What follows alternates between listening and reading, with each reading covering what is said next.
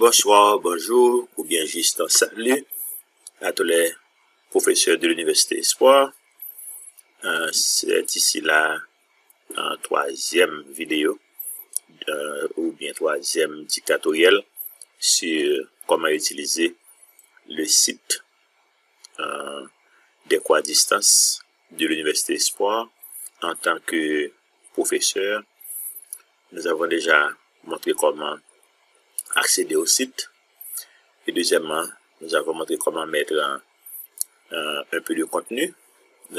Tout ça, le système est très complexe. Ce sont des activités très simples que nous sommes en train de démontrer. Et puis, au fur et à mesure que vous utilisez le système, vous allez vous-même découvrir tout ce que le système a à offrir.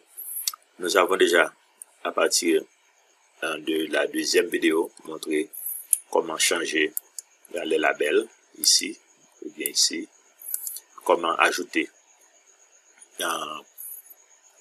des vidéos que nous trouvons sur YouTube ou sur une adresse quelconque sur le web. Nous avons montré également comment mettre du contenu que nous allons taper personnellement et directement sur le site de l'Université Espoir. Nous avons aussi démontré comment ajouter un fichier PDF. Ça, c'est l'une des façons que j'aime le plus parce que l'étudiant peut juste télécharger et lire quand même l'étudiant est déconnecté sur Internet ou sur le système de Espoir totalement. Donc, c'est ma méthode préférée. Aujourd'hui, nous allons démontrer comment créer un test simple. Disons, je peux aller dans l'une des sections, n'importe quelle section. Je vais prendre cette section. Je vais éditer un peu, changer pour mettre en évaluation de mi-chemin, par exemple, ou enter. Et puis maintenant, je vais ajouter une activité. Ici, si vous ne voyez pas le choix de modifier ou bien d'ajouter une activité ou une ressource, cela veut dire que vous n'êtes pas sur le mode édition. Cliquez ici et puis c'est ici qu'on peut changer de mode editing ou pas. Maintenant, je ne peux pas modifier maintenant. C'est ce que l'étudiant voit. Maintenant, si j'active le mode édition, l'étudiant ne peut pas activer le mode édition. Seulement les professeurs peuvent le faire. Lorsque j'active le mode édition, maintenant j'ai le choix d'ajouter une activité ou une ressource quelconque. Si je clique, il y a toute une série de choses qu'on peut ajouter. Nous voulons seulement aujourd'hui démontrer un test simple. Test et ajouter. Nous allons donner un nom au test et changer quelques paramètres rapides. Parce que le test contient beaucoup de paramètres en termes de quand est-ce qu'on va administrer le test, combien de temps l'étudiant va passer, aussi un peu lent, combien de temps l'étudiant va passer pour prendre l'examen, 10 minutes, 20 minutes, 30 minutes, 1 heure de temps, 2 heures de temps, ça dépend du professeur. Ça, c'est lent, hein. Je ne sais pas pourquoi. Peut-être que ma connexion est un peu lente maintenant. Ok. Maintenant, on va faire rapide. C'est Intra. Parce que je ne veux pas que la vidéo soit trop longue. Maintenant, il faut tout déplier pour voir toutes les options. Il y a beaucoup de sections ici qui ne sont pas dépliées. Il faut cliquer ici sur tout déplier pour voir toutes les sections si vous voulez. Ou bien, on peut déplier quelques sections. La section la plus importante, c'est le temps. Combien de temps ça va durer? C'est quand. Et en termes de jour et l'heure, je peux activer les deux. Disons 10 avril, par exemple, de 8 heures du matin, 8h00 à 10 heures du soir, 22h00. Ok. Et puis maintenant, c'est combien de temps l'étudiant va passer pour répondre à la question. Je peux activer ça également. Disons 60 minutes. 60 minutes, c'est 1 heure de temps. Je peux replier ça. Et puis, la section, je pense, la plus importante après ça, c'est le comportement des questions. Non, pas le comportement des questions. C'est, laissez-moi tout déplier. Pour voir tout. Maintenant, oui, ça c'est important. Nombre de tentatives autorisées. Pour mes examens, j'autorise seulement une seule tentative. Lorsque je donne des questions pour pratiquer, je laisse ça sur illimité. Mais lorsque c'est un test, un examen, je choisis seulement une tentative pour l'étudiant. Et puis, quoi? Ici, pour moi, c'est important également, les options de lecture. Lorsque l'étudiant prend l'examen, je ne veux pas donner de feedback. Donc, en général, je tourne tout ça sur off, pas de feedback. Autrement, chaque question répondue, le système va dire à l'étudiant si c'était correct ou pas. Après la fermeture, ici, pendant la tentative, rien. Immédiatement, après la tentative, rien. Après la question, rien. Plus tard, alors que le test est encore ouvert, rien.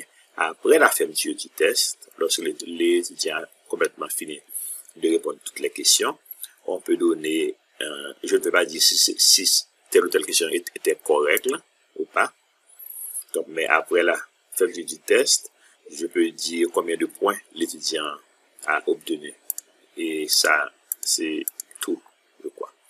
Et puis, le reste, on peut regarder ça après. On peut maintenant enregistrer et afficher. Si on clique sur enregistrer et revenir au cours, on va revenir au menu précédent.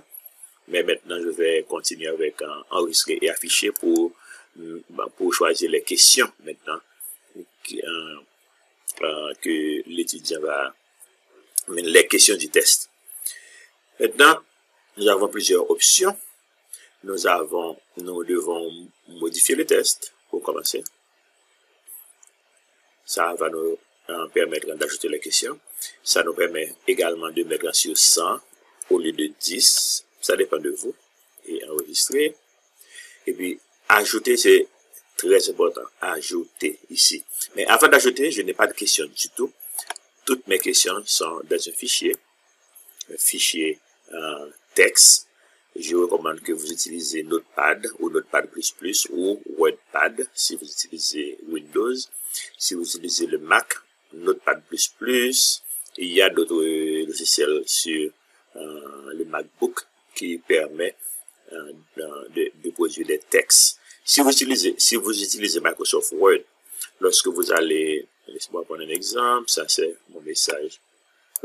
Si vous utilisez Microsoft Word, lorsque vous sauvegardez, il faut mettre ça sur Save As ou bien enregistrer sous afin de pouvoir changer sur le mode texte. Ici, il faut changer ça. Save As, il faut prendre plein texte. Ok, puis sauvegarder. Je ne vais pas sauvegarder maintenant. Je voulais juste démontrer. Ok, ça c'est mon examen sur un fichier texte. Il y a seulement 10 questions.